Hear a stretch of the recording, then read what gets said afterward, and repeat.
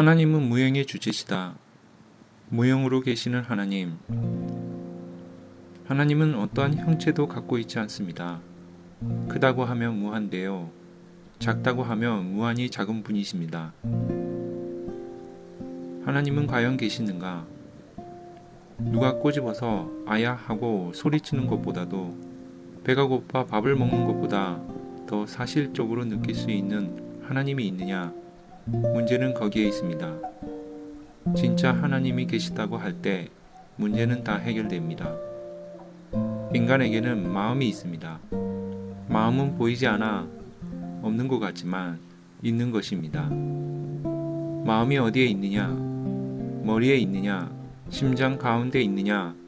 마음은 내 몸 어디에나 있습니다. 내 몸 가운데 없는 데가 없습니다. 마찬가지로 하나님이 계시다면 하나님도 이 세계가 하나님이 몸과 같은 것이기 때문에 이 세계 어디에나 있습니다. 하나님은 볼 수가 없습니다. 여러분, 힘이 보여요? 하나님은 에너지의 본체이기 때문에 연계에 가서도 볼 수 없습니다.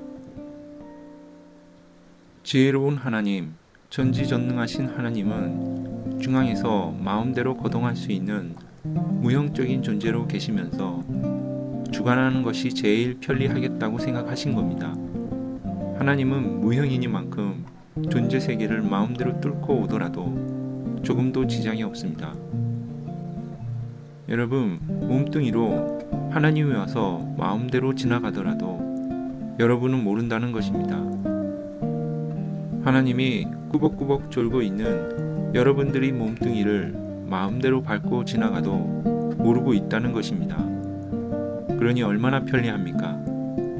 그러니까 하나님은 생각 끝에 보이지 않는 하나님으로 계시는 것이 제일 편리할 것이다 해서 보이지 않는 하나님이 됐다 하는 논리는 가당한 논리입니다. 우리는 공기가 통하는 것을 모릅니다. 공기가 통하고 있지만 그걸 못 느낍니다. 공기가 통하는 것도 못 느끼는데 하나님이 통하는 것을 알겠느냐는 것입니다.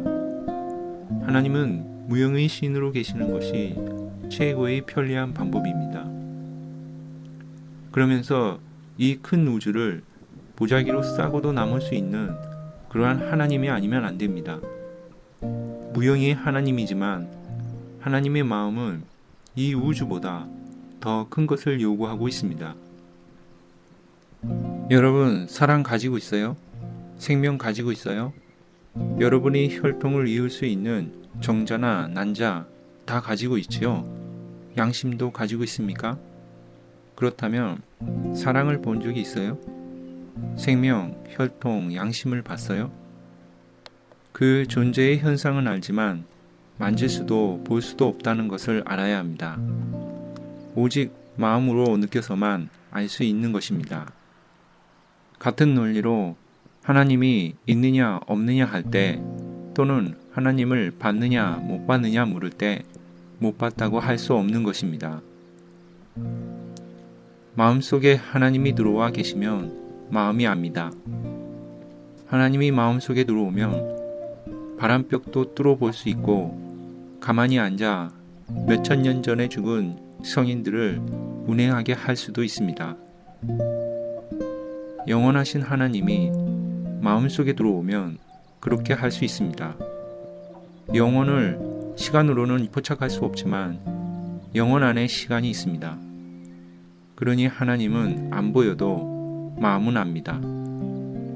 하나님은 어떻게 사랑하느냐 할 때 답변하기가 곤란하지요. 하나님은 무형의 신이기 때문에 어디든지 통할 수 있다는 것을 알아야 합니다. 아씨 눈 속에도 들어가고 심장 속에도 들어가고 어디든지 안 가는 데 없이 다 통한다는 것입니다. 그러면 하나님은 어디서 사느냐? 집이 어디냐? 하나님이 사는 집은 우리 마음의 한복판입니다. 남자의 마음에는 하나님이 남성적 심정이 머무르고 여자의 마음에는 여성적 심정이 들어가 산다는 것입니다. 전지전능하신 하나님, 온천하를 요리하시는 하나님이 여기 있다고 합시다. 힘으로 말하자면 태백산도 날려버리고 지구성도 구멍 낼 수 있는 능력의 하나님인데, 그러한 하나님을 여러분이 눈으로 보면서 살라고 한다면 살 수 있을 것 같아요? 하나님이 안 보이길 잘했다는 것입니다. 보이면 여러분은 신경쇠약에 걸려서 1시간도 살지 못할 것입니다. 그렇기 때문에 하나님이 안 보이는 것을 고맙게 생각해야 됩니다. 이건 웃을 이야기가 아닙니다. 지금까지 한 얘기는 내가 그러한 문제를 중심 삼고 심각하게 겪었던 경험담입니다.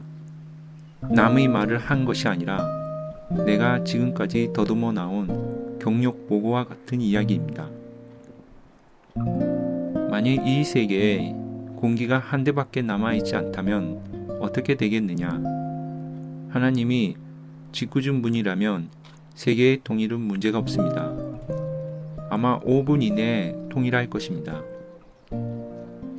하나님이 공기를 몽땅 끌어가면서 너희들 통일할 거야, 안 할 거야 하게 되면 세계 인류가 합창으로 통일하겠습니다 라고 할 것입니다. 그렇게 하면 일시에 통일할 수 있겠지만 하나님이 공기 가지고 그렇게 안 하시는 것은 정말 고마운 일입니다. 공기가 없으면 우리는 살 수 없습니다. 이렇게 공기는 생명에 절대적으로 필요한 요소입니다. 그런데 공기에 대해 고맙다는 생각도 하지 않고 도둑놈같이 먹어치우고 있습니다. 천주의 대주제 되시는 하나님이 인간의 눈에 보이게 된다면 하나님을 서로 빼앗겠다는 싸움을 하겠어요? 안 하겠어요? 이 싸움을 막을 도리가 없다는 것입니다. 하나님이 안 보이기를 잘한 것입니다. 만약 하나님이 보였다면 미국과 소련이 서로 자기 하나님이라고 싸우겠어요? 안 싸우겠어요? 싸운다는 것입니다. 그 싸움을 누가 말릴 수 있겠어요? 하나님은 전지하사 이런 싸움이 있을까봐 무용으로 계신다는 것입니다. 하나님이 보이기를 바라는 것은 망연된 행위입니다. 안 보이기를 잘했다는 것입니다. 이 우주는 신비에 쌓여 있습니다. 그 크기가 210억 광년이나 되는 대우주입니다. 1광년은 빛이 1년 동안 가는 거리를 말합니다. 1초 동안에 지구를 7바퀴 반이나 돌 수 있는 빛인데 이 빛이 1년 동안 나아가는 것이 1광년입니다. 그러면 이렇게 큰 우주를 지배할 수 있는 주인은 얼마나 크겠느냐? 키가 크다면 얼마나 크겠느냐? 하나님이 그렇게 크다면 하나님 자신이 거추장스러운 몸을 끌고 다닐 수 있겠느냐? 철커덕철커덕 다닌다면 얼마나 불편하겠느냐? 한번 움직이면 우주가 전부 놀라 자빠질 것입니다. 하나님은 지혜로운 분입니다. 그래서 하나님은 보이지 않는 주인이 되자고 생각했던 것입니다. 하나님이 얼마나 무거울까요? 그걸 생각해 봤어요? 하나님이 얼마나 무거워요? 근수로 달면 몇 근이나 될까요? 몇 억 만 톤이나 될까요? 무겁다면 그 몸으로 다니려면 큰일이지만 하나님은 무형이시기 때문에 이상적입니다. 지갑에 넣고 다녀도 무게가 느껴지지 않습니다. 또 무형이기 때문에 아무리 좁은 바늘기로 오갈 수 있습니다. 마음대로 운행할 수 있다는 것입니다. 크다 하면 크고 작다 하면 무한히 작기도 하여 이 우주 어디든 마음대로 운행할 수 있다는 것입니다. 제일 귀한 물건이 있다면 언제든지 가지고 다니면서 한시도 그 물건과 떨어지고 싶지 않을 것입니다. 그러면 최고 보물이라 할 수 있는 하나님을 갖고 있다면 그 분을 어디에 모시고 싶어 하느냐? 안전하게 모실 수 있는 창고가 있다면 어디일 것이냐? 그 창고는 바로 우리 마음입니다. 인간의 마음이 하나님을 안전하게 모실 수 있는 창고인 것입니다. 하나님은 무형이기 때문에 유형의 존재를 자기보다도 중요시해야 된다는 결론이 나옵니다. 그래야 돌아간다는 것입니다. 또 사람은 자기 몸뚱이보다도 보이지 않는 마음과 하나님을 더 중요시해야 된다는 것입니다.